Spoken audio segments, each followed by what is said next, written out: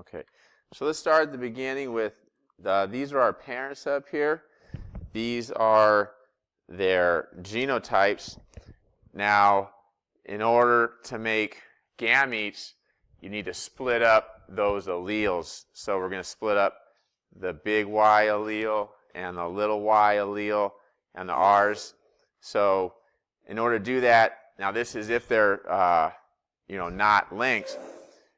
The easiest way to do that is take this first one and kind of match it up with the one next to it. So big Y, big R, then big Y, little r, little y, big R, little y, little r.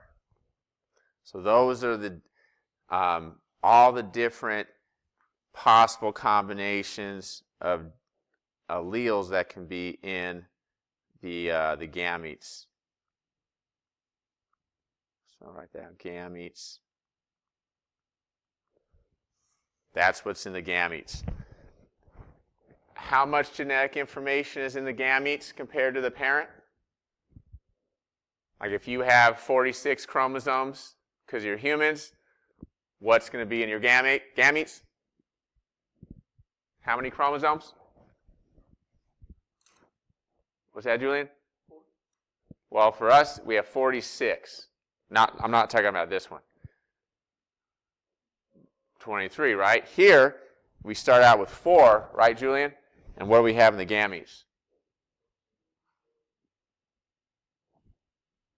1, 2. So we have half the genetic material. So that's one parent. I guess that's the father. And the mother, little y, little r, little y, little r, little y, little r, little y, little r. What do you notice? What's it going to be, Ashley?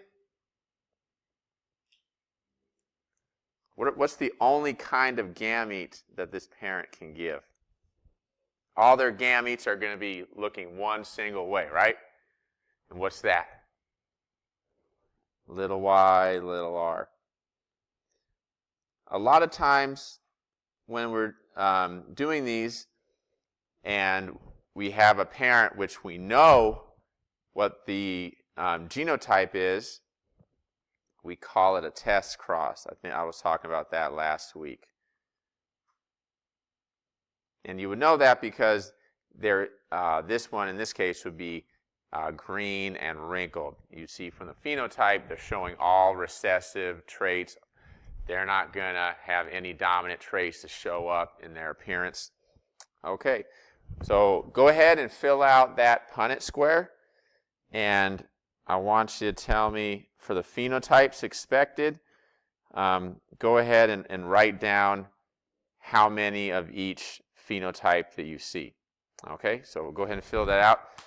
How many letters will be in each box? 4, right? Yeah. So go ahead and do that, and then tell me, write down the numbers for the expected phenotypes, the appearance.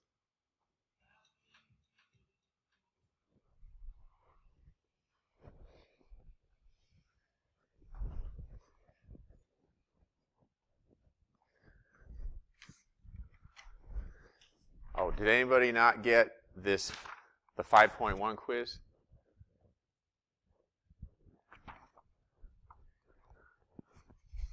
There you go, Jess. You didn't get one? You got it? Okay. I think, yeah.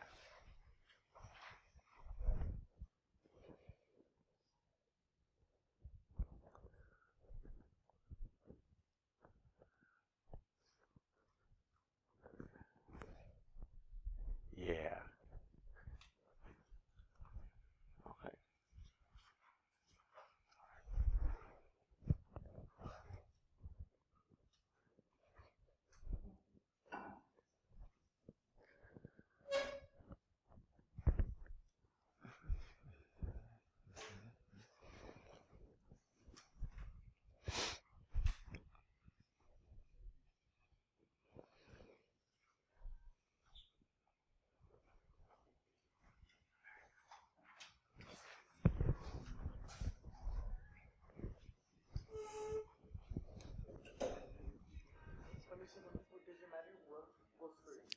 It doesn't matter what goes first. I usually like to put the capital first, though. Usually. Like here, you see I have the capital second, because that kind of helps me keep track of it. But no, it doesn't matter what goes first. Because, yeah, that's a good question. And maybe incomplete answer.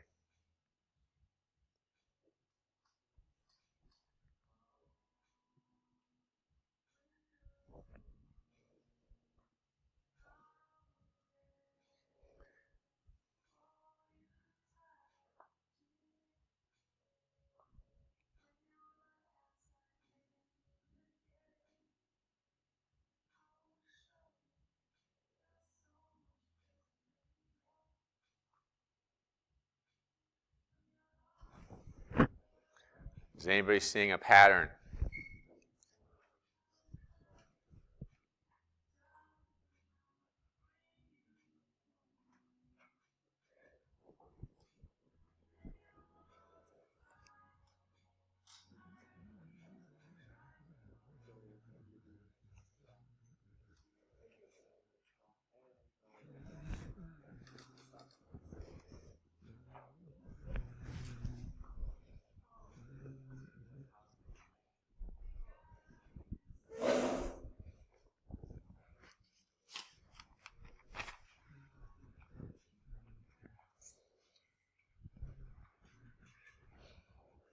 Alrighty, so you see once you get that first row set, everything else is the same.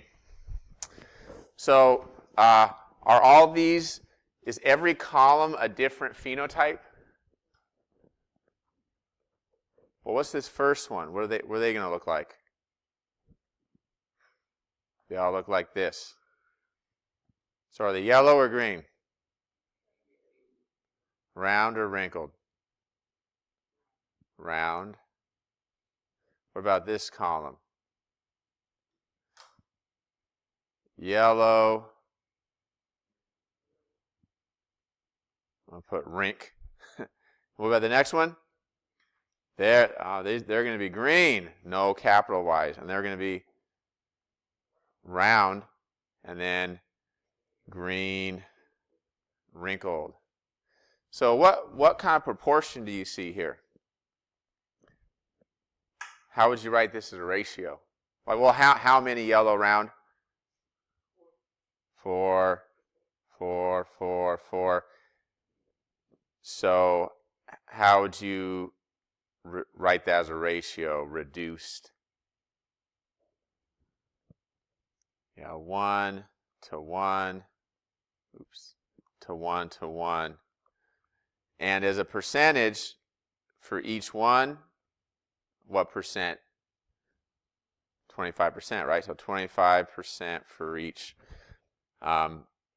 phenotype. That's what we would expect if everything got divided up.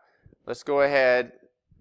In your biozone and on the exam, they're going to probably bring up fruit flies, and their alleles, the symbols they use are B plus and C plus, and just B and regular C. All right. So if you look at this top one to the left, it's B. Oops, what happened? Why did that happen? B plus, I don't know, and then C plus, C plus.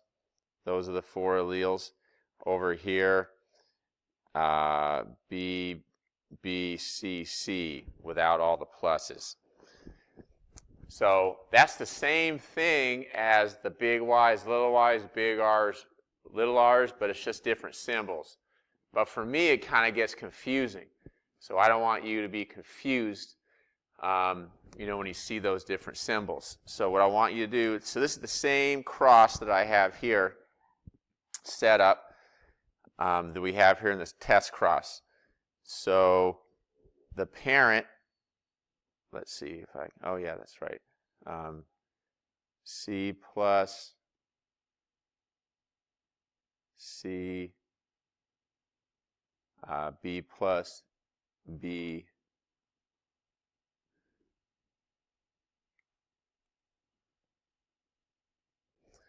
and these are the gametes that I was able to create from those, the two B plus C plus, a B plus and a C, a B and a C plus, and two, a B and a little c.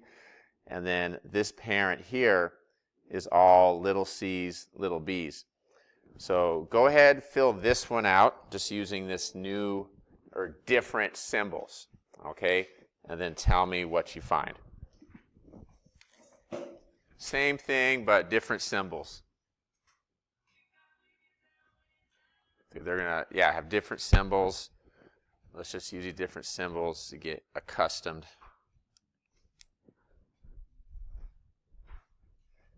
Hopefully you have some space next to your other chart.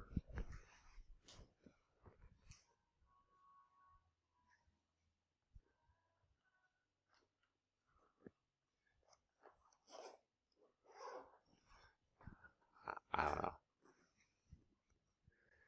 It's weird, those, the pluses remind me of exponents or something, and maybe I had some trauma in middle school learning exponents or something. It kind of triggers something in my mind, but it's nothing to be worried about.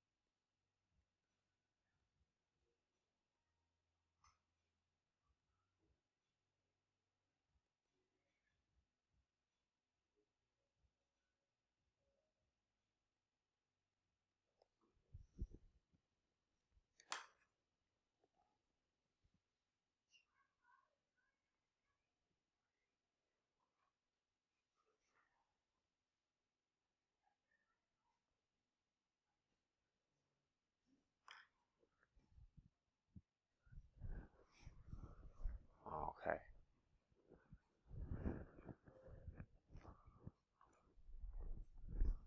So what do you notice there, Jacqueline? Oh, you got this one? What's that? Oh, go right there. So, yeah. Is what? Yeah, B plus, then right there's C.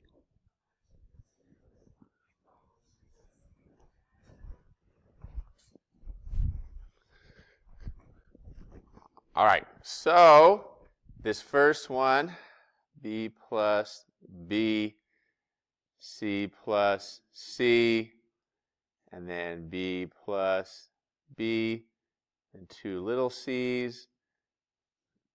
They're not little, they're just regular c's. So two, and the third column over, two regular b's, a C plus and a C, and then we got regular B's, regular C's. And what do you notice in the ones going down from there? They're all the same, okay? Because it's all the same combination. So let's read out. So if you had B plus B, what would you look like if you were a fruit fly?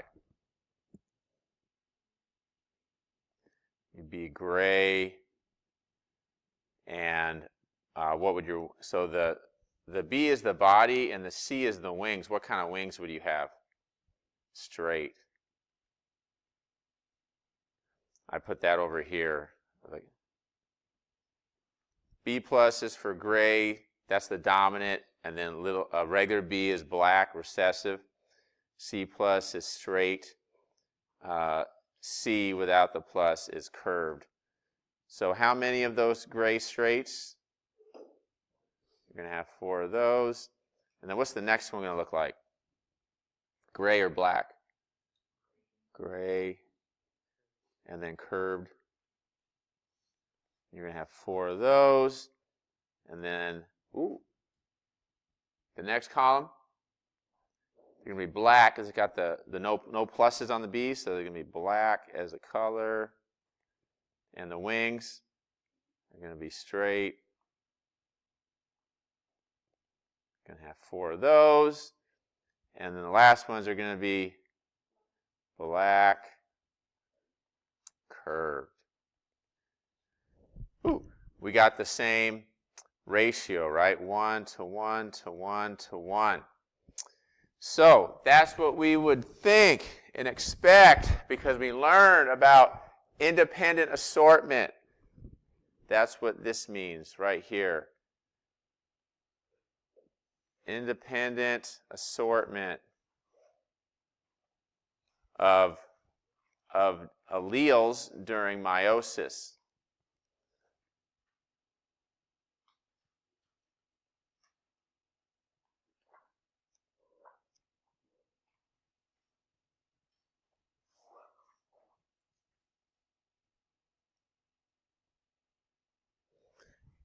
That way you get all these combinations that we're seeing up here.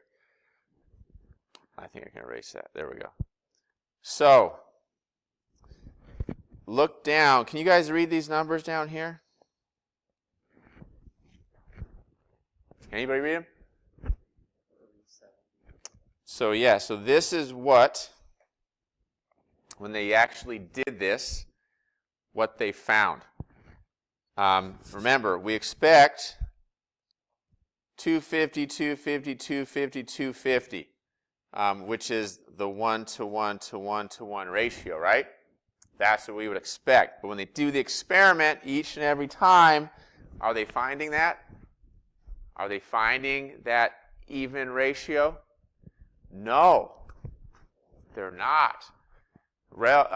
Just off the top of my head, it looks like 7 out of 10 are these two body types, gray with straight wings, and then black with curved wings. So instead of the mixing, we're getting predominantly these two phenotypes. What do you notice about those two phenotypes? And it kind of makes sense. These are the parents, and you're mostly getting these. Hold it. Black body, curved wing, gray body, straight wings.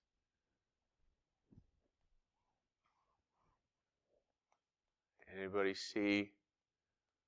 What do we see in the offspring? Most of the offspring look like who?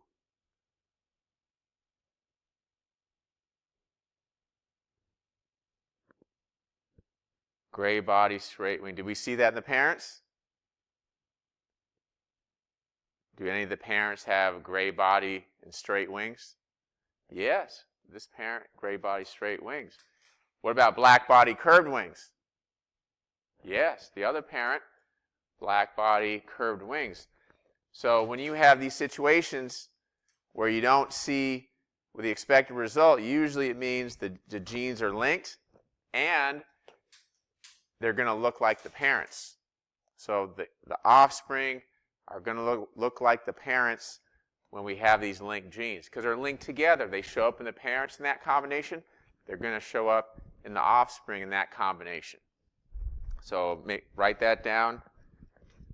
That's an important factoid. Okay. When genes are linked,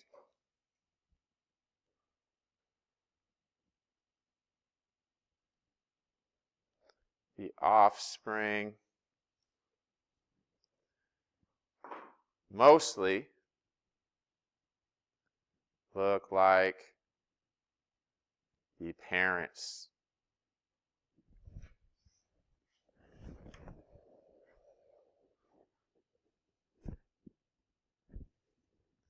Also will add do not follow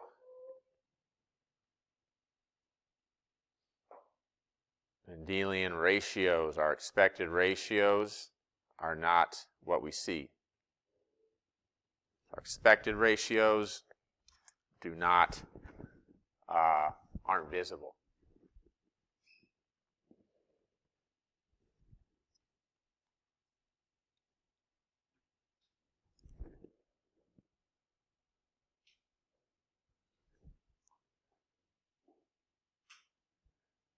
But not all the offspring look just like the parents. Some do get mixed up.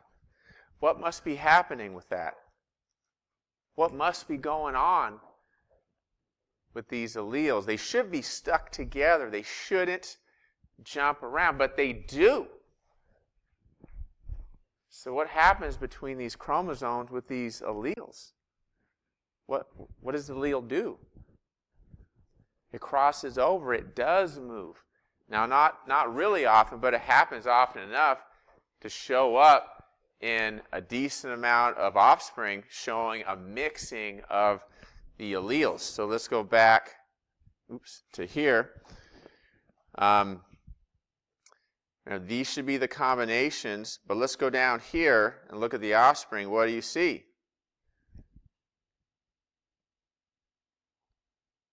Do you see these chromosomes being exactly the same? We see this B plus, or this C has come on over from the other chromosome next to it and recombined. Okay, let's see. So these are the results of crossing over during meiosis.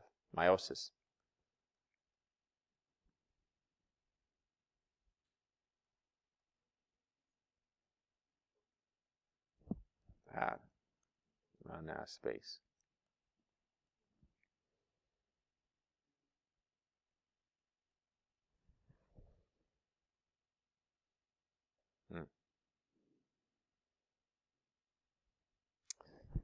So during that prophase, one, the non-sister chromatids touch, and sometimes they rub off and then will transfer. And that will create some mixing, and that's what will lead to, let's see, out of the 1,000, about, 200, a little over 250 of the offspring do show that recombination, the moving of alleles from one chromosome to another. So the other thing here,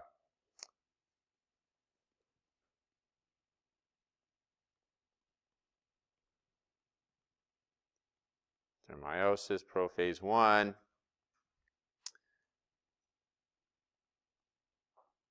crossing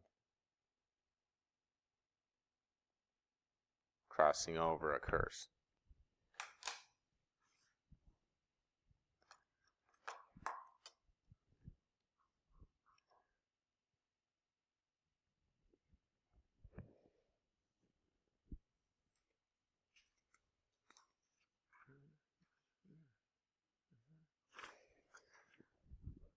Okay.